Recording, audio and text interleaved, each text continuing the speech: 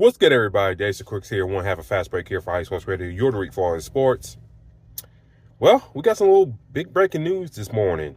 Masai Ujiri either fired or he decided to step down or whatever.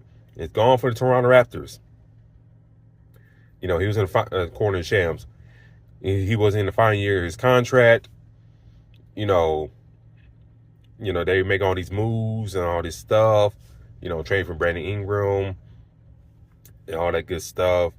You know, we sound like guys like RJ Barrett, Emmanuel Quickly, all that stuff. You figure, last year's deal, you figure you get re-upped or maybe or something like that.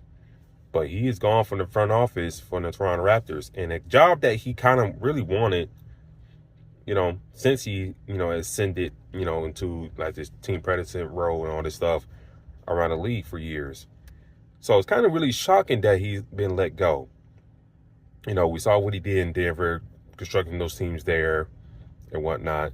And now he gets to Toronto, his dream job, in his words.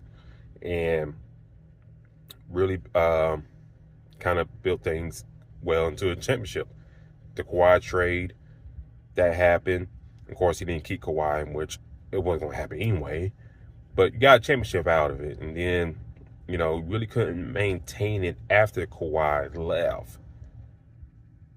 But still kind of shocking me because, things are kind of up and up, and especially after the second half of this past season as well.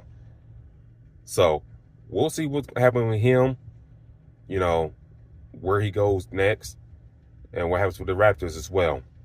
But comment down, let me know what y'all think. What's going to happen with the Raptors and what's going to happen with Masai. Talk to y'all later. Peace.